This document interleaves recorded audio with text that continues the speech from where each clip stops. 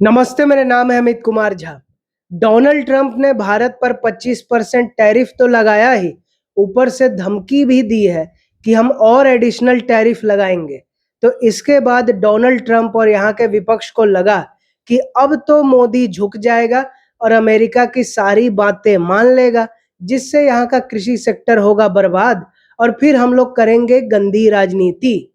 लेकिन ये नरेंद्र मोदी के समय का भारत है, कोई इंदिरा गांधी और मनमोहन सिंह के समय का नहीं जो झुक जाए। नया भारत है, किसी के सामने झुकेगा नहीं।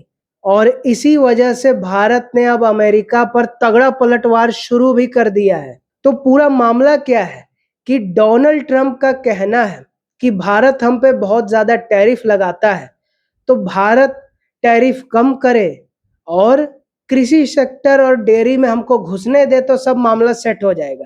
अब सवाल उठता होगा आपके भी मन में कि भारत घुसने क्यों नहीं दे रहा है कृषि और डेयरी पर। तो कृषि सेक्टर के बारे में अगर बात की जाए तो अमेरिका और यहाँ का किसान में जमीन आसमान का फर्क है। अमेरिका का किसान प्राइवेट प्लेयर से डीलिंग करता है, यहाँ अड़हतिया और विपक्षी पार्टियों ने किसान को ऐसा अपंग बना दिया है कि वो अमीर होने का सपना भी नहीं देख सकता है। उसका यही है, गरीबी में जियो गरीबी में मरो, बस सरकार का थोड़ा बहुत सपोर्ट है। ऐसा जिस किसान का और कृषि सेक्टर का माइंडसेट हो, वहां बाहर से थोक में फसल आएगी, थोक में चीजें आएंगी, इतना सस्ता रेट हो जाएगा आम जनता के लिए। लेकिन किसान का जो यहाँ का हालत खराब होगा उसका क्या? उसको बचाने के लिए कृषि सेक्टर में आने से रोका जा रहा है। और ऊपर से America genetically modified crop GM फसल भेजने की बात कह रहा है, जो यहाँ बैन है, एक आध चीजें पर छोड़ दे तो।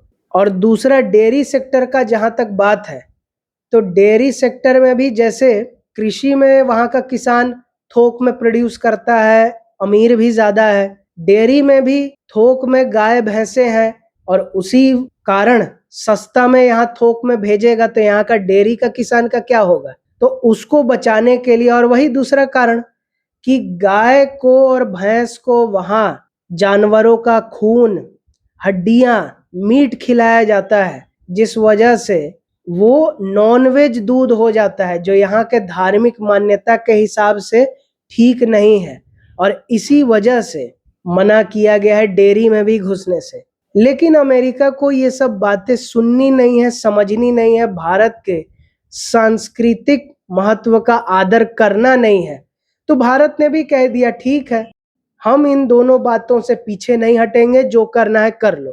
तो एक तो रशिया यूक्रेन का युद्ध नहीं रोक पाया, ये फ्रस्ट्रेशन, भारत मेरी बात नहीं मान रहा है, डील नहीं कर रहा है, ये फ्रस्ट्रेशन, तो लगा दिया 25% टैरिफ। और एडिशनल ये भी कह दिया कि रशिया से डील कर रहा है, ये तो हम लगाएंगे ही, और लगाएंगे एडिशनल, एडिशनल पे एडिशनल। मतलब सनक सवार हो गया डोनाल्ड ट्रंप पे, सीधी बात यही है। और डोनाल्ड ट्रंप क्यों माने, जब यहाँ राहुल गांधी के चमचे उनको जन नेता करके कुछ भी बोलवाते रहते हैं, तो वहां भी जो चमचे हैं डोनाल्ड ट्रंप के, धमकी वो भी दे रहे हैं, भारत को बर्बाद कर दो, रशिया के साथ मिलके यूक्रेन में तबाही मचा रहा है, भारत को सबक सिखाना जरूरी है। सारे चमचे लगे हुए हैं डोनाल्ड ट्रंप को और सनकी बनाने में। तो भारत ने भी अब पलटवार करना शुरू कर दिया है अमेरिका पर।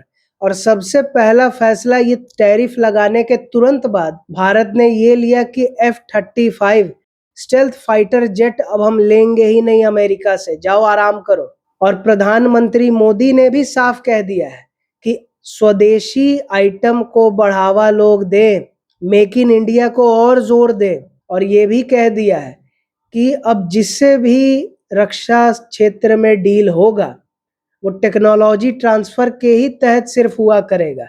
मतलब वो आएगा, पार्टनरशिप में बनेगा, हमें भी सिखाएगा जो हम भी बना सके, किसी पर निर्भर रहने की अब कोई जरूरत नहीं है। मतलब हजारों करोड़ का जो अमेरिका को फायदा होता है इस डील से, लग गया चपत। दूसरा, भारत ने यूरोपियन यूनियन और अमेरिका सबका पाखंडपना का खुलासा करते हुए क्या कहा कि चीन सबसे ज्यादा तेल लेता है रूस से, उसके लिए नहीं कह रहा है कि देखो यूक्रेन में कितने लोग मर रहे हैं और चीन सपोर्ट कर रहा है। भारत पे ही क्यों प्रश्न चिन्ह उठ रहा है? तो बात यही है ना कि चीन दुनिया का दूसरा सबसे बड़ा अर्थव्यवस्था और उसके पास रेयर अर्थ एलिमेंट है जिससे सेमीकंडक्टर बनता है। तो अगर चीन ने टेढ़ी आंख कर दी तो अमेरिका के ये बड़े बड़े इंडस्ट्री का तो नुकसान हो जाएगा। और वही बड़ा बड़ा इंडस्ट्री का मेन फैक्ट्री सब तो चीन में ही है।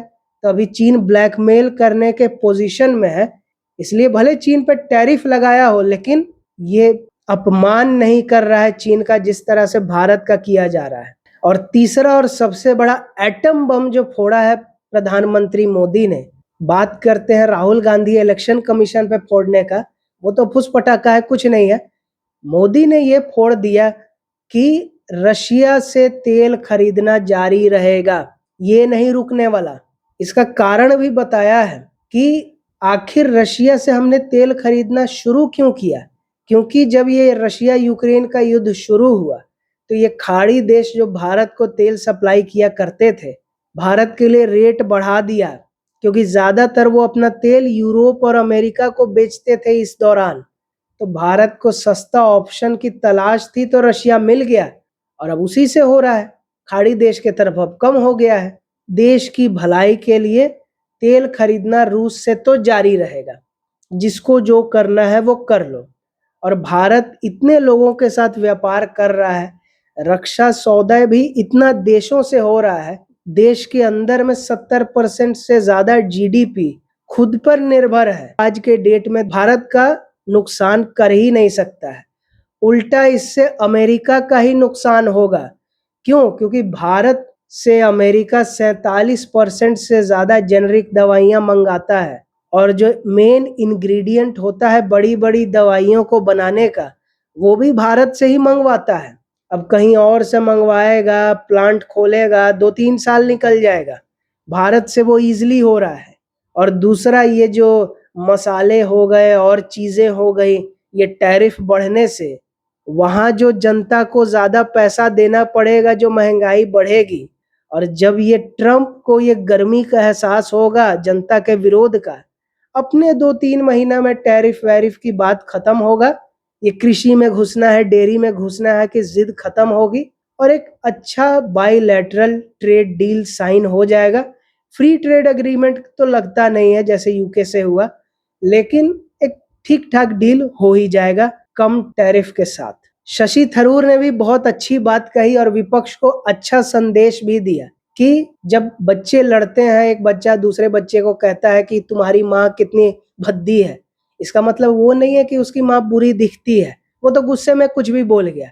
तो ट्रम्प ने जो कहा कि मरी हुई इकोनॉमी है भारत की, वो गुस्से में कहा, सही में नहीं मरी है। क्योंकि सही में मरी होती तो ये डील करने के लिए इतना बौखलाता नहीं ट्रम्प। और राहुल गांधी उसी बच्चे की तरह लपक लिए कि देखो मरी हुई इकोनॉमी कह दिया। अरे गुस्से में कहा, गुस्से में नाचने की जरूरत नहीं है। भारत चौथी सबसे बड़ी अर्थव्यवस्था है और 2047 तक नंबर 1 बनना है। इसलिए विपक्ष में हो, चुप रहो और ढंग की बात उठाओ। बहुत समस्या है जनता के सामने।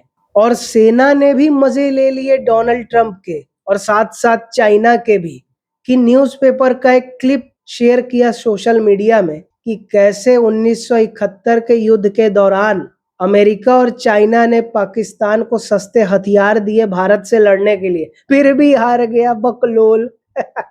तो बात सीधी सी है कि नरेंद्र मोदी की कूटनीति ऐसी है और अर्थव्यवस्था को इस तरह से संभाला हुआ है कि बाहरी झटके कितने भी आए, अंदर से ही 70% से ज्यादा जीडीपी निर्भर है घरेलू उत्पाद से ही, घरेलू व्यापार से ही। और जैसा कि कहे कि 2 से 3 महीने के अंदर में इतना ज्यादा अमेरिका को घाटा होने लगेगा, जनता विरोध करने लगेगी क्योंकि जो इंपोर्टर है वो विरोध करेगा, जो ज्यादा पैसा दे रही है कस्टमर वो विरोध करेगा। तो इस वजह से 2-3 महीने के अंदर में ये टैरिफ का नाटक खत्म होगा और एक सीधी सादी अच्छी सी डील होगी। और फिर ट्रंप कहेगा यू टर्न मार के कि मोदी मेरा दोस्त। और विपक्ष का फिर से वही होगा जो हर बार होता है, वो पार्ट। तो वीडियो पसंद आया तो लाइक करें और नहीं आया तो तब तक देखें जब तक पसंद आए, उसके बाद लाइक करें।